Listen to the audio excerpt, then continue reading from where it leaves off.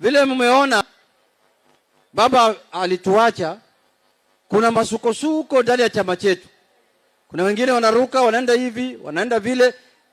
Shida tuko naye ndani ya ODM. Nataka kusema leo nikiwa hapa Lamu.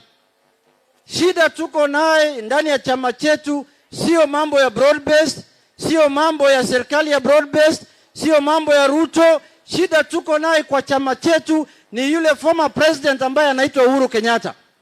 Huyu ndio anaharibu chama yetu. Yule anaharibu chama ya ODM sio William Ruto, sio broad based. Yule anaharibu chama ya ODM. Nataka niseme hapa nikiwa Lamu County hapa ni ya kwamba ni yule rais mstaafu ambaye anaitwa Uhuru Muigai Kenyatta. Tunataka kuomba yeye tukiwa hapa Lamu, tafadhali waachana na chama chetu. Uko na Jubilee, uko na chama yako, umekataa kustaafu, umebaki kama mwenyekiti ya hiyo chama, kama party leader, uko na project yako inaitwa Matiangi, tafadhali fanya kazi yako. Sisi hatuache tupambane na hali yetu. Tuliambia yeye atusaidie tukue rais. Baba kuwe rais ya Kenya uchaguzi uliopita. Alishindwa ama kushindwa? Si Uhuru alishindwa kufanya baba rais?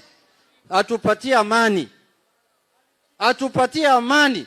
Yeye ndio nakoroga hii chama yetu. Hii wapinzani wote unawaona na kila kitu, yeye ndio kiongozi yao. Anajificha huko kwake, lakini hapa chini anatumana. Mimi sitaki kulaumu watu wadogo.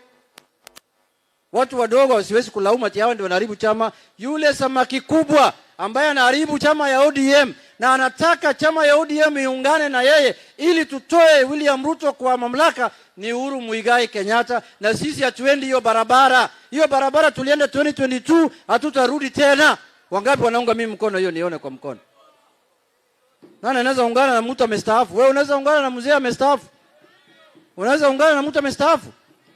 Awache sisi tujipange kama ODM. Tunajua tumetoka wapi, tunajua tuko wapi na tunajua tunaenda wapi. Tumekubaliana? Ya mwisho